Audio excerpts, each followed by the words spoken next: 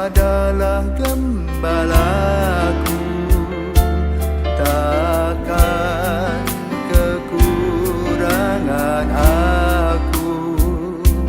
Ia membaringkan aku di padang berumput hijau.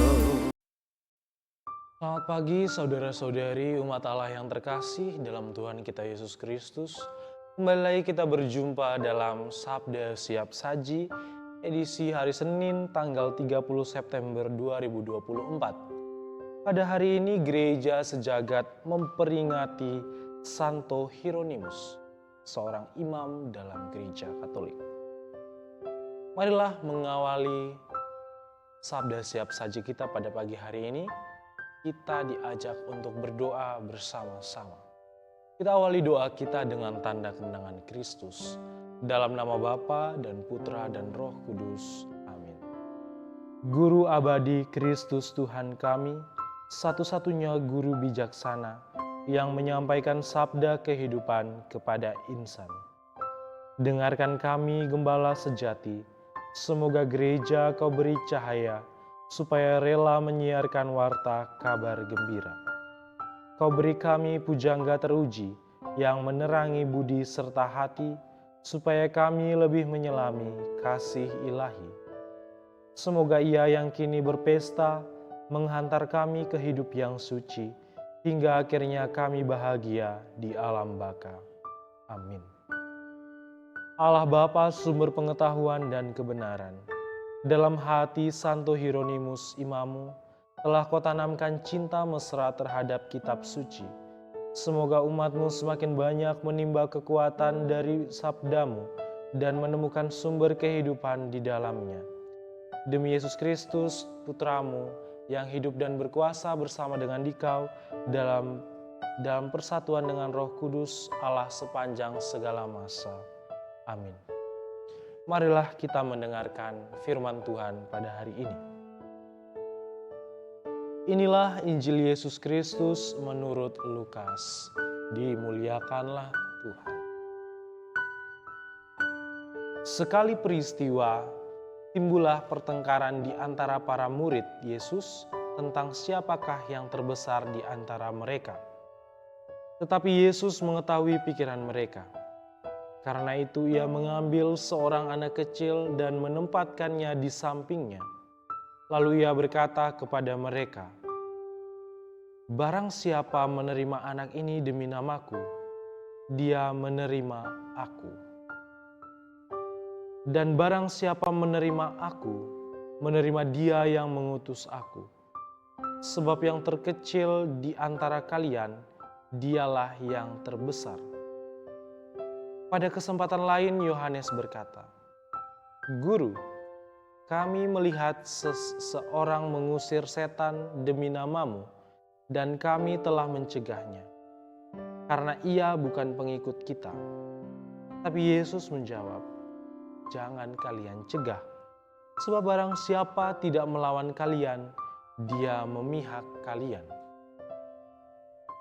Demikianlah sabda Tuhan.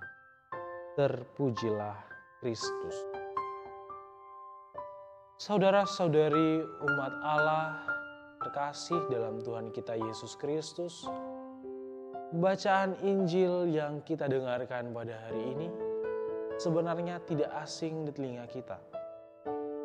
Bacaan Injil ini merupakan gabungan dari Injil yang pernah kita dengarkan pada hari-hari sebelumnya, yakni tentang murid-murid Yesus yang bertengkar untuk memperebutkan posisi siapa yang paling besar, siapa yang paling berpengaruh dalam kelompok ke-12 murid. Serta pada bagian lain kita mendengarkan bahwa terdapat orang-orang lain yang mengusir setan dalam nama Yesus, namun mereka tidak termasuk dalam kelompok para rasul atau para murid. Para murid mendapati hal itu lantas mencegah orang yang mengusir setan dalam nama Tuhan Yesus. Saudara-saudari umat Allah yang terkasih, para murid saling bertentangan. Mereka bertentangan membicarakan siapa di antara mereka yang paling besar, siapa yang paling berpengaruh, siapa yang selama mengalami pelayanan bersama dengan Yesus paling berjasa paling banyak, memiliki pengaruh yang kuat, atau merasa diri paling hebat. Sikap merasa diri paling besar, paling hebat, bukanlah sikap yang tepat bagi seorang pelayan Allah atau orang-orang yang mengikuti Yesus. Kalau kita menelusuri kembali ke belakang, para murid yang dipilih Yesus ini sebenarnya bukanlah orang-orang yang hebat. Mereka adalah orang-orang yang sederhana. Kebanyakan dari mereka adalah nelayan. Artinya apa? Mereka tidak memiliki kuasa apapun, tidak memiliki kepandaian apapun. Karena apa? Mereka tidak mengalami pendidikan, mereka tidak sekolah seperti ahli-ahli Taurat ataupun orang Farisi. Sehingga pada dasarnya Yesus itu memilih mereka bukan atas dasar siapa yang paling hebat, siapa yang paling berpengaruh, melainkan Yesus memilih mereka atas kekurangan mereka. Yesus tidak memandang bahwa para murid itu hebat sehingga karena kehebatannya Yesus memilih mereka. Tidak. Yesus memilih orang-orang yang kerap kali tidak dianggap. Karena rencana Yesus itu tidak terselami oleh pikiran manusia. Kalau misalnya Yesus itu adalah sebuah pemimpin organisasi atau pemimpin partai, jelas Yesus tidak akan memilih orang-orang yang berkemampuan atau orang-orang yang tidak memiliki kualitas diri. Jelas Yesus tidak mau. Pastilah Yesus akan memilih orang-orang yang memiliki hidup yang baik, intelektual yang bagus, memiliki kuasa, memiliki keahlian, serta kualitas-kualitas baik lainnya dalam diri orang-orang yang akan direkrut menjadi anggota kelompoknya atau anggota partai. Tapi Yesus tidaklah demikian. Dia memilih orang-orang yang sederhana, memilih orang-orang yang kurang diperhatikan dalam komunitas. Karena itu, saudara-saudari umat Allah yang terkasih, setelah mereka merasa mereka paling hebat, mereka merasa bahwa orang lain di luar kelompok mereka yang mengusir setan dalam nama Tuhan Yesus itu tidak tepat atau bahkan itu salah, itu sesat. Jelas mereka, para murid ini lupa akan identitas asalnya, identitas awali bahwa mereka juga adalah orang-orang yang tidak terpandang serta tidak memiliki kualitas diri yang baik dalam diri mereka. Setelah mereka mengikuti Yesus dan mengalami karya Yesus, barulah mereka memiliki keutamaan hidup sebagai para rasul. Saudara-saudari umat Allah yang terkasih dalam Yesus Kristus, dalam kehidupan kita semua kerap kali saling bersaing, saling berlomba-lomba untuk menjadi siapa yang paling hebat, siapa yang paling kuat, siapa yang paling berkualitas, atau bahkan siapa yang paling banyak duit, atau siapa yang paling kaya. Apakah salah? Jelas tidak. Namun dalam kaitannya dengan pelayanan atau pengabdian diri kepada Tuhan atau kepada Yesus, jelas hal ini tidak tepat.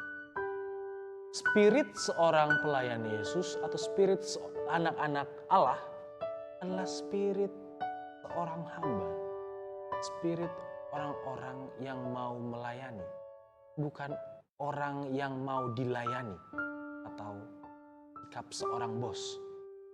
sikap seorang raja, bukan. Hamba-hamba Allah atau anak-anak Allah, pelayan-pelayan Tuhan, itu harus menumbuhkan sikap kerendahan hati, mau mengikuti segala rencana Allah, mendengarkan rencana Tuhan, namun tidak pernah merasa bahwa dirinya adalah orang yang paling hebat, merasa bahwa dirinya adalah yang paling kuat, merasa dirinya adalah yang paling pintar, namun harus senantiasa rendah hati di bawah kaki Tuhan. Kalau kita telusuri, kita ini adalah manusia-manusia yang kecil di hadapan kuasa Allah. Allah memilih kita, Allah memilih saudara, bukan karena kehebatan saudara, bukan karena prestasi saudara, bukan karena seberapa banyak uang yang saudara miliki, atau seberapa banyak properti yang saudara miliki, bukan. Tuhan memilih saudara dan saya karena sebenarnya terdapat kurangan dalam diri kita yang perlu kita benahi, perlu kita sempurnakan, dan hal itu hanya ada di dalam nama Tuhan Yesus. Jelas sesuai dengan perkataan Mazmur, bahwa Mazmur pernah mengatakan bahwa batu-batu yang dibuang oleh tukang-tukang bangunan telah menjadi batu penting. Artinya orang-orang yang terbuang, orang-orang yang rendah, itu dipakai oleh Allah menjadi alat kasih-Nya. Karena itu saudara-saudari umat Allah yang terkasih, dalam pelayanan kepada Kristus, dalam pelayanan sebagai anak-anak Allah, kita tidak boleh mengembangkan semangat hidup sebagai seorang bos, sebagai orang yang mau dilayani. Melainkan kita harus mengembangkan semangat hidup untuk mau melayani orang lain, untuk bersikap baik kepada saudara kita, melayani mereka dengan setulus hati, mengasihi mereka dengan segala yang kita. Tanpa sikap kerendahan hati, sikap rendah di hadapan Allah, kita tidak mampu atau sebenarnya tidak akan pernah bisa menyelami kehendak Tuhan dalam diri kita. Bahwa Tuhan itu mau menggunakan kita sebagai alat kasih. Bukan Tuhan menghendaki kita menjadi bos, menjadi orang yang berkuasa. Karena itu dalam Injil, Tuhan Yesus itu menghadirkan figur seorang anak kecil.